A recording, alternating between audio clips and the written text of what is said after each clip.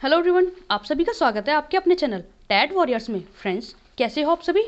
हम आशा करते हैं कि आप और आपका परिवार एकदम स्वस्थ और सुरक्षित होंगे। तो चलिए फ्रेंड्स, हम अपनी आज की वीडियो के टॉपिक पर आते हैं, जो टॉपिक है व्योगास्की का सीखने का सिद्धांत। फ्रेंड्स, हम अपनी आज की वीडियो के द्वारा आपको इस टॉपिक के बारे में जो भी जानकारी है अच्छे से समझाने का प्रयत्न करेंगे। उससे पहले यदि फ्रेंड्स अभी आप हमारे चैनल पर न्यू हैं और आपने अभी तक हमारे चैनल को सब्सक्राइब नहीं किया है तो प्लीज़ हमारे चैनल को सब्सक्राइब करें। और अगर आपको ये वीडियो थोड़ी सी भी पसंद आए तो इस वीडियो को लाइक ज़रूर करें और आपके सुझाव हमें कमेंट करके ज़रूर बताएं। तो फ्रेंड्स, शुरू करते हैं आज की वीडियो। लेव सेमियोनोविच व्योगास्की रूस के एक प्रसिद्ध मनोवैज्ञानिक थे। उन्होंने सीखने की व्याख्या विकास के संदर्भ में की। उन्होंने कहा कि सीखने में सांस्कृतिक संगठन, सामाजिक संस्थाओं, विद्यालय और संस्कृति का महत्वपूर्ण योगदान होता है। फ्रेंड्स, व्योगास्की के द्वारा यह बात कही गई कि जब भी कोई बालक कुछ चीज़ को नई चीज़ को सीखता है तो उसमें उसका सांस्कृतिक संगठन, उसका सामाजिक संस्थाएं और विद्यालय संस्कृति, ये सभी उसके विकास में बहुत आवश्यक योगदान देते हैं। इन सभी संस्थाओं के द्वारा, इन सभी कारकों के द्वारा ही उसका सामाजिक विकास पूरी तरह से पूर्ण हो पाता है। तो फ्रेंड्स, आगे जानने का प्रयत्न करते हैं कि व्योगास्की ने किन किन बातों को ज़्यादा इंपॉर्टेंस दी। व्योगास्की के अनुसार हमारा स्वयं का विकास दूसरों के द्वारा होता है। फ्रेंड्स, इसका तात्पर्य है कि हमारा स्वयं का विकास दूसरों के द्वारा, यानी जैसा दूसरे व्यवहार करते हैं उसी व्यवहार को जब हम देखते हैं, उसे अपने व्यवहार में लाते हैं, तो इसका तात्पर्य यह हुआ कि दूसरों के द्वारा ही हमारा खुद का विकास होता है। आगे आता है फ्रेंड्स इसमें हमारा व्योगास्की के सिद्धांत के अन्य नाम। सबसे पहला, व्योगास्की का सामाजिक सांस्कृतिक सिद्धांत। दूसरा, व्योगास्की का सामाजिक विकास का सिद्धांत। तीसरा, व्योगास्की का संज्ञानात्मक विकास का सिद्धांत। अगला, व्योगास्की का भाषा सिद्धांत। अगला, निकटतम विकास का क्षेत्र, जिसे जोन ऑफ प्रॉक्सिमल डेवलपमेंट कहते हैं। फ्रेंड्स, इसमें जो टॉपिक, जो बिंदु है व्योगास्की का भाषा सिद्धांत। फ्रेंड्स, इसके बारे में भी सभी जानते हो कि भाषा विकास का सिद्धांत नोम चॉम्स्की द्वारा दिया गया, लेकिन इसके साथ ही व्योगास्की ने भी भाषा विकास के बारे में वो क्या अपनी राय रखते हैं, क्या वो जानते हैं, क्या वो समझते हैं, ये बातें भी कहीं। और फ्रेंड्स, इस टॉपिक के बारे में हम आने वाली किसी वीडियो में आप सभी को बताएंगे। आप हमें कमेंट करके बताइएगा कि क्या आप इस बिंदु के बारे में जानना चाहते हैं। तो चलिए फ्रेंड्स, आगे आते हैं हम व्योगास्की के सिद्धांत के मुख्य बिंदु। सबसे पहला, समाज और संस्कृति। व्योगास्की ने बताया कि बालक पर उसके समाज और संस्कृति का प्रत्यक्ष रूप से प्रभाव पड़ता है। जैसे समाज और संस्कृति में बालक रहता है वह वैसा ही बन जाता है और उसका सामाजिक विकास भी वैसा ही होता है। फ्रेंड्स, इसका तात्पर्य है कि बालक जैसे समाज में रहता है, जैसी वो संस्कृति में रहता है, उसका सामाजिक और सांस्कृतिक विकास वैसा ही होता है। इसका तात्पर्य फ्रेंड्स, समाज में रहकर ही बालक दूसरों को व्यवहार करता हुआ देखता है, उनके साथ रहकर वो कैसे जीना है, कैसे सभी के साथ बातें करनी है, कैसे दूसरों की सहायता करनी है, या कैसे किसी के साथ पेश आना है। इस तरह की सभी घटनाएं, वो सभी क्रियाएं वो उनसे सीखता है।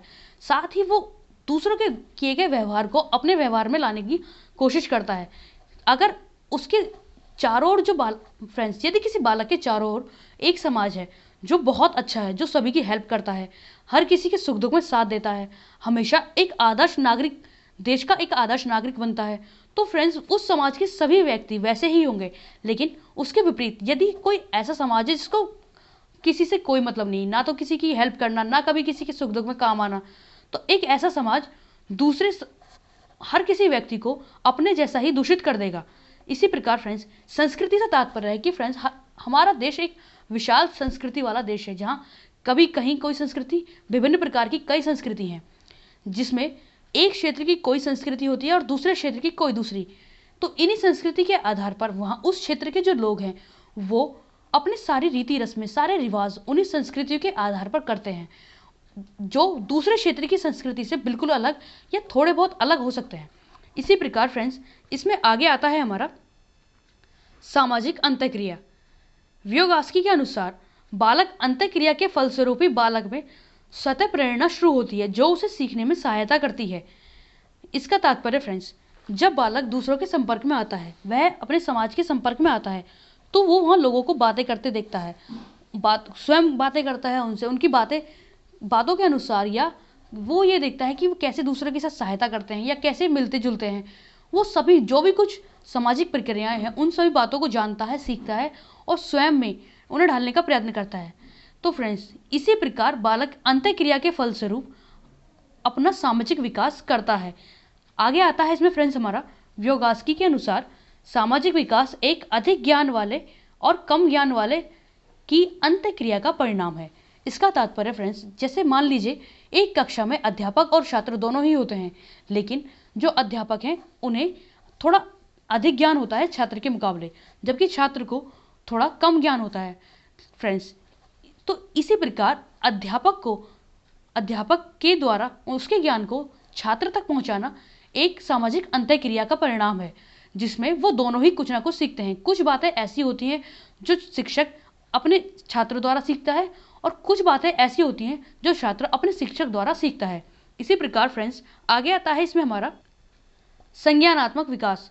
व्योगास्की के अनुसार समस्या समाधान की योग्यता ही सीखने की प्रक्रिया का महत्वपूर्ण अंग है। इससे बालक का संज्ञानात्मक विकास शुरू होता है, जिसे बालक समाज में रहकर ही सीखते हैं। फ्रेंड्स, इसका तात्पर्य है कि यदि बालक कुछ काम सीखता है, कोई क्रिया सीखता है, तो वह तभी सफल है जब वो किसी प्रॉब्लम को सॉल्व कर सके। अगर वो किसी प्रॉब्लम को सॉल्व नहीं कर पा रहा है तो उसे हम सीखना नहीं कहते फ्रेंड्स। इसी प्रकार संज्ञानात्मक विकास तभी शुरू होता है जब बालक किसी प्रक्रिया को सीखना यानी किसी समस्या को सुलझाना सीख ले, और वो उस समस्या को सुलझाना तब सीखता है जब वो किसी के ऐसे व्यक्ति के संपर्क में रहता है जिसे वह समस्या सुलझानी आती हो। तो इसी प्रकार फ्रेंड्स, समाज में रहकर ही बालक उसका सामाजिक विकास के साथ साथ संज्ञानात्मक विकास भी होता है। इसके बाद आगे आता है फ्रेंड्स हमारा समीपस्थ विकास का क्षेत्र, जिसे जोन ऑफ प्रॉक्सिमल डेवलपमेंट या ZPD कहते हैं। फ्रेंड्स, ये टॉपिक, ये बिंदु आप सभी के लिए बहुत आवश्यक है, क्योंकि अक्सर इसी बिंदु पर अधिकतर छात्र गलतियां कर देते हैं और उसे समझने में भूल हो जाती है, जिसके कारण परीक्षा में आपके मार्क्स कट जाते हैं। तो फ्रेंड्स, इस बिंदु को आप बहुत ध्यान से समझें, जो इस प्रकार है। समीपस्थ विकास का क्षेत्र, इसका तात्पर्य है कि जब बालक कुछ नया सीखना शुरू करता है तो सरल प्रक्रिया और वस्तुओं को तो वह सरलता से सीख लेता है, किंतु जब वह किसी कठिन क्रिया को करता है तो वह उसे किसी अनुभवी व्यक्ति की सहायता के द्वारा ही उस क्रिया को पूर्ण करता है। अतः फ्रेंड्स, इसका तात्पर्य है कि जब बालक कोई क्रियाएं करना शुरू करता है तो जो आसान क्रियाएं होती हैं उन्हें तो वह खुद कर लेता है, लेकिन कभी कभी कुछ क्रियाएं ऐसी होती हैं जिन्हें बालक नहीं कर पाता, तो उन क्रियाओं को किसी दूसरे की सहायता के द्वारा, किसी अनुभवी व्यक्ति की सहायता के द्वारा उन क्रियाओं को करता है। तो फ्रेंड्स, इसमें आता है आगे हमारा, अतः वह स्थान जहां से वह अपना लक्ष्य किसी दूसरे व्यक्ति की सहायता से पूर्ण करता है, वह स्थान समीपस्थ विकास का क्षेत्र या ZPD कहलाता है। फ्रेंड्स, इसका तात्पर्य है कि वह स्थान जहां से व्यक्ति किसी दूसरे व्यक्ति की हेल्प लेना शुरू करता है और जहां तक वह अपने लक्ष्य को पूर्ण करने में सफल होता है। तो फ्रेंड्स, ये इन दोनों के बीच का स्थान ही समीपस्थ जोन विकास का क्षेत्र कहलाता है, यानी जोन ऑफ प्रॉक्सिमल डेवलपमेंट यानी ZPD कहलाता है। फ्रेंड्स, इसे समझने के लिए आप इस डायग्राम को ध्यान से देखें, जिसमें सबसे सेंटर में जो सर्कल में कहा गया है, ग्रीन कलर के सर्कल में, व्हाट आई कैन डू, यह वो क्षेत्र है जहां बालक बिना किसी की हेल्प के किसी भी कार्य को स्वयं कर सकता है। इसके बाद जो अगला सर्कल है पर्पल कलर का, उसमें लिखा है what I can do with help, यानी ये वो क्षेत्र है जिसमें बालक किसी दूसरे व्यक्ति की सहायता लेकर किसी भी कार्य को पूर्ण करता है, जिसे ही फ्रेंड्स जोन ऑफ प्रॉक्सिमल डेवलपमेंट यानी ZPD कहा जाता है। तो फ्रेंड्स, इसी डायग्राम के आधार पर हम आसानी से समझ सकते हैं कि ZPD यानी जोन ऑफ प्रॉक्सिमल डेवलपमेंट यानी समीपस्थ विकास का सिद्धांत क्या है। इसके बाद फ्रेंड्स, इसी में आता है हमारा, इसमें किसी क्रिया को जो व्यक्ति बिना किसी की सहायता के पूर्ण करता है उसे वास्तविक विकास कहते हैं, तथा वह क्रिया जो किसी अन्य व्यक्ति की सहायता से पूर्ण करता है उसे संभावित विकास या पोटेंशियल डेवलपमेंट कहते हैं। फ्रेंड्स, इसका तात्पर्य यानी जो क्रिया जिन्हें बालक या व्यक्ति किसी भी क्रिया को बिना किसी के हेल्प के करता है, वो क्रियाएं यानी वो विकास वास्तविक विकास यानी एक्चुअल डेवलपमेंट कहलाता है। इसका तात्पर्य फ्रेंड्स, उन सभी वो क्रियाओं को कर पा रहा है, इसीलिए वो एक्चुअल में वास्तव में उसका विकास उन क्रियाओं को करने के लिए हो चुका है। लेकिन इसके बाद जो क्रियाएं वो किसी दूसरे की हेल्प के द्वारा कर रहा है, उन क्रियाओं को वह ऐसा संभव है कि वो उन क्रियाओं को स्वयं करना सीख जाए या ना भी सीख पाए। तो फ्रेंड्स, इसमें संभावना ही रहती है। इसी कारण वह क्षेत्र जहाँ से वह किसी दूसरे की हेल्प के द्वारा किसी कार्य को करना शुरू कर रहा है, तो और जहाँ वह अपना कार्य पूर्ण कर लेता है, उस क्षेत्र में जो विकास होता है उसको संभावित विकास या पोटेंशियल डेवलपमेंट कहते हैं। इसके बाद आगे आता है इसमें फ्रेंड्स हमारा ढांचा निर्माण या पाड़, जिसे इंग्लिश में स्कैफ फोल्डिंग कहते हैं। फ्रेंड्स, अक्सर स्टूडेंट्स इन दोनों में यानी जोन ऑफ प्रॉक्सिमल डेवलपमेंट और स्कैफ फोल्डिंग में दोनों को एक ही तरह की भूल कर देते हैं, यानी दोनों को एक ही चीज़ समझ लेते हैं, जबकि फ्रेंड्स ये दोनों अलग हैं। इन दोनों में क्या डिफरेंस है वो आज की वीडियो के द्वारा आपको पता चल जाएगा। तो शुरू करते हैं।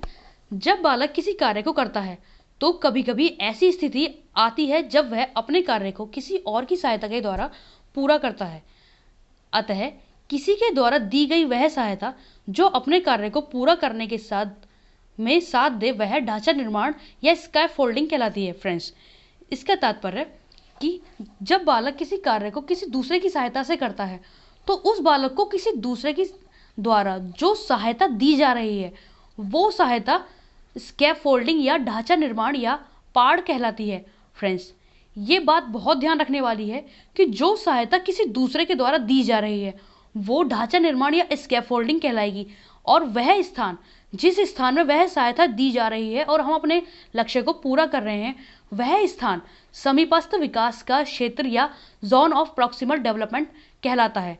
तो फ्रेंड्स, इसी प्रकार हम इसे आसानी से समझ सकते हैं। फ्रेंड्स, इसमें एक शब्द दिया गया है पाड़। इसका तात्पर्य जब आप लोगों ने देखा होगा जब किसी का घर बनता है तो उस घर को बनने में दीवारों को या किसी भी तरह की चीज़ को सीधा रखने के लिए उसे एक किसी बड़े से डंडे से या कुछ भी ऐसी चीज़ लगा करके उसे सहारा दिया जाता है जिसे पाड़ कहते हैं। फ्रेंड्स, इसी प्रकार वो जो सहायता दी गई है वही सहायता पाड़ कहलाती है। इसी प्रकार फ्रेंड्स, एजुकेशन के फील्ड में भी होता है। ये चीज़ें इन्हें बस हमें समझना आवश्यक है। तो फ्रेंड्स, हमारी आज की इस वीडियो में इतना ही। आशा करते हैं कि यह वीडियो आप सभी के लिए बहुत यूज़फुल साबित होगी। तो फ्रेंड्स, अगर आपको वीडियो पसंद आए तो इस वीडियो को लाइक ज़रूर करें, शेयर करें और आपके सुझाव हमें कमेंट करके ज़रूर बताएं। अपना ध्यान रखें और पूरा मन लगाकर अपने एग्जाम्स की ओर तैयारी करते रहें। धन्यवाद।